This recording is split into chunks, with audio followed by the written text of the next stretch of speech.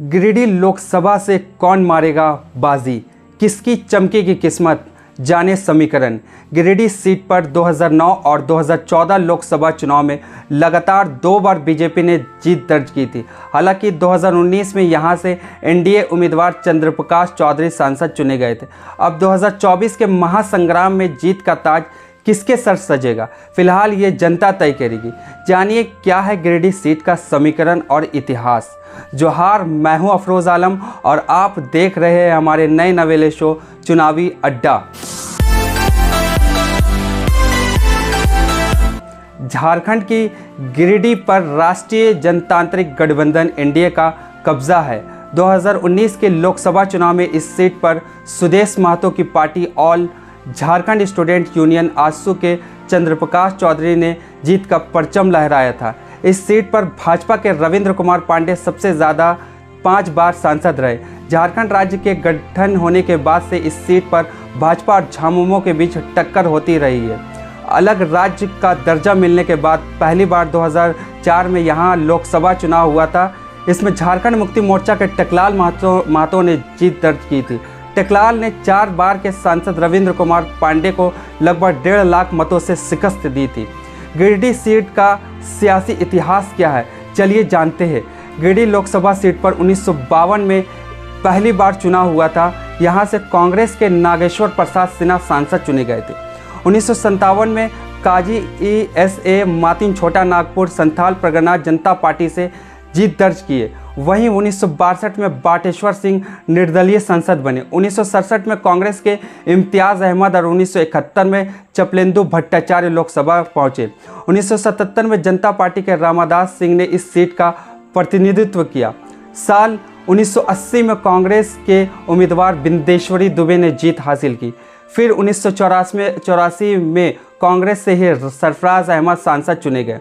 1989 में एक बार के सांसद रह चुके रामदास सिंह के भाजपा ने मैदान में उतारा और वहां दोबारा सांसद बने। 1991 में झारखंड मुक्ति मोर्चा के विनोद बिहारी महतो ने इस सीट पर कब्जा किया। हालांकि 1996, 1998 और 1999 में लगातार 3 बार भाजपा के रविंद्र कुमार ने जीत हासिल की। वहीं झारखंड राज्य बनने के बाद 2004 में टेकलाल महतो जीते और झारखंड मुक्ति मोर्चा से फिर इस सीट पर काबिज हुए। इसके बाद 2009 और 2014 में रविंद्र कुमार पांडे ने भाजपा के टिकट पर जीत हासिल की। रविंद्र पांडे कुल 5 बार यहां से सांसद रहे। वहीं 2019 के चुनाव में आजसू उम्मीदवार चंद्रप्रकाश चौधरी जीतकर लोकसभा पहुंचे। चलिए जानते हैं कि मतदाता और सामाजिक ताना बाना क्या है इस सीट का। गिरिडीह लोकसभा सीट झारखंड के 14 संसदीय निर्वाचन क्षेत्रों में से एक है। इसमें बोकारो, धनबाद, गिरिडीह जिले का कुछ हिस्से शामिल हैं। 2019 के चुनाव के अनुसार इस सीट के कुल मतदाता 16,88,854 थे।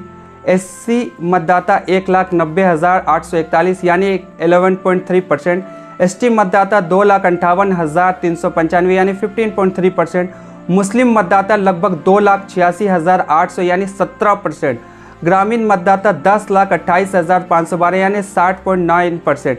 शहरी मतदाता 6,60,342 यानी 39.1%। चलिए जानते हैं 2019 का परिणाम क्या था। विजेता चंद्रप्रकाश चौधरी आजसू 6,48,277 वोट मिले थे यानी 15.57% वोट। वही उपविजेता जगन्नाथ महतो को झारखंड मुक्ति मोर्चा ने 3,99,930 वोट मिले थे। 36.13% वोट उन्हें मिला था। अंतर 2,48,347 वोटों का था। वहीं 2014 चुनाव का परिणाम देखें तो इस सीट पर बीजेपी के रविंद्र कुमार पांडे को 3,91,913 वोट से जीत दर्ज किए थे। वहीं उपविजेता JMM के जगन्नाथ महतो 3,51,600 वोट मिला था यानी 36.25% उन्हें वोट मिला था। अंतर 40,313 वोटों का था। इस बार गिरिडीह लोकसभा का दृश्य कुछ और है। अब देखना यह दिलचस्प होगा कि इस सीट पर कौन मारेगा बाजी और किसकी चमकेगी किस्मत।